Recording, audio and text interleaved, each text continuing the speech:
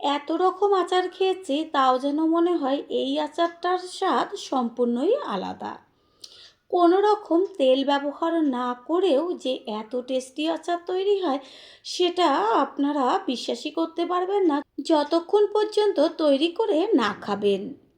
নমস্কার বন্ধুরা, শ্বশুর বৌমা রান্নাঘর অ্যান্ড ব্লগ চ্যানেলে সকলকে স্বাগত। তাহলে কি করে আচারটি তৈরি করব সেটাই দেখে নেওয়া যাক।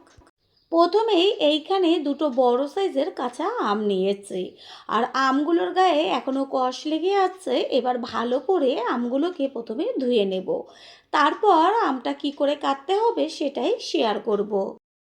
আম দুটো ভালো করে জল দিয়ে ধুয়ে নিয়েছি। এবার আমের যে মুখের দিকের অংশটা থাকে সেটাকে একটু ডিপভাবে কেটে নেব। তারপর গায়ের থেকে খোসাগুলোকে ছাড়িয়ে নেব, আর খোসাটা একটু মোটাভাবে ছাড়াবো, যেন আমের যে সবুজ অংশটা থাকে সেটা যেন বেরিয়ে না থাকে। এইভাবে আমের সম্পূর্ণ গায়ের থেকে ভালোভাবে খোসাটাকে ছাড়িয়ে নিচ্ছে।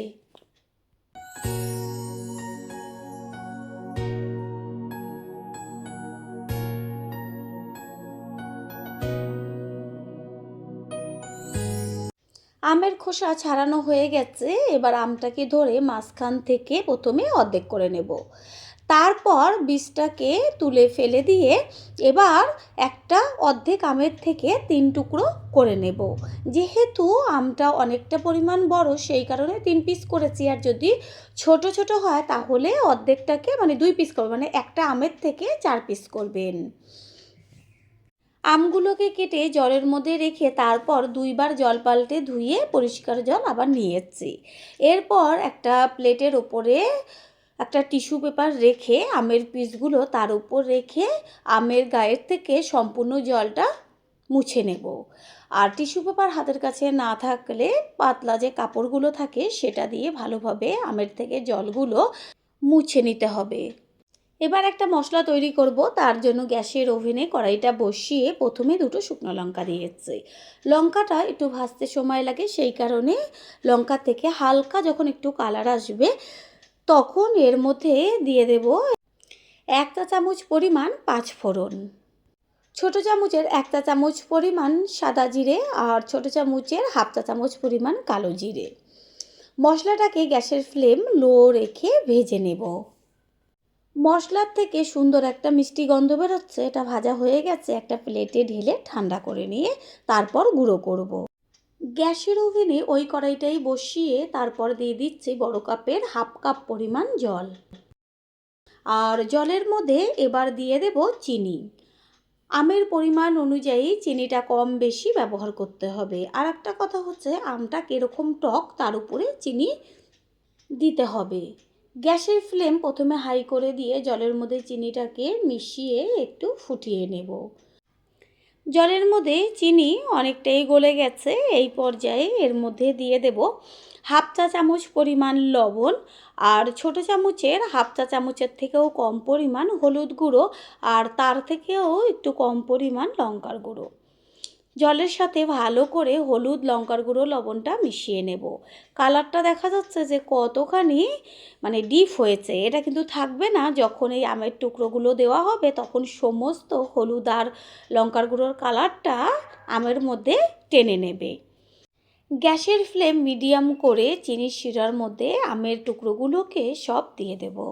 তারপর আমের সাথে ভালো করে শিরাটাকে মিশিয়ে এবার গ্যাসের ফ্লেম হাইতে রেখে আরও 2 থেকে 3 মিনিট ভালো করে ফুটিয়ে নেব। টকবক হয়ে ফুটতে শুরু করেছে, একটা ঢাকনা চাপা দিয়ে দেব গ্যাসের ফ্লেম মিডিয়াম করে দিয়ে।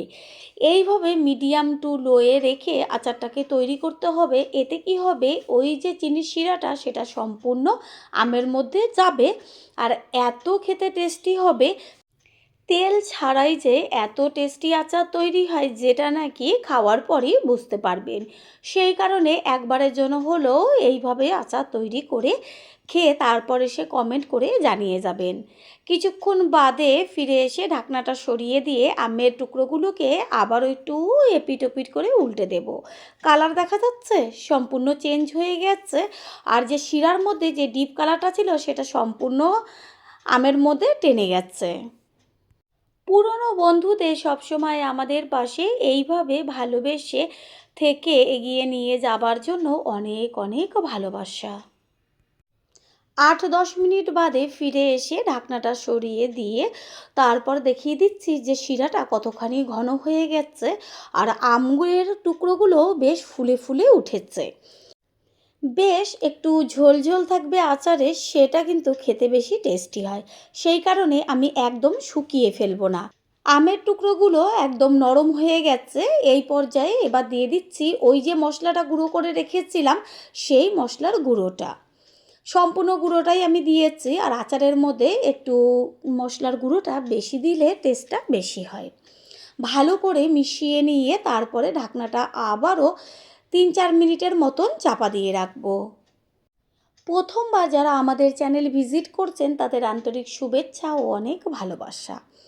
আমাদের রেসিপিগুলো যদি ভালো লেগে থাকে সাবস্ক্রাইব করে দেওয়ার অনুরোধ রইল, ও পাশে থাকা বেল আইকনে ক্লিক করলে পরবর্তী ভিডিওগুলো সবার আগে আপনাদের কাছে পৌঁছে যাবে।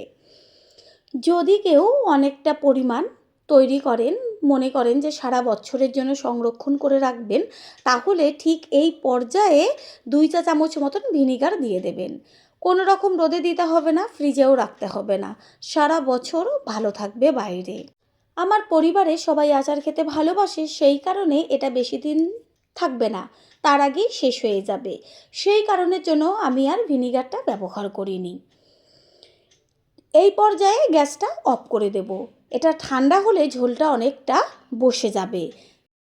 আচারটার থেকে যেমন গন্ধ বেরোচ্ছে তেমন কালার এসছে, দেখা মাত্রই জিভের থেকে জল চলে আসবে। গ্যাস তো অফ করে দিয়েছি।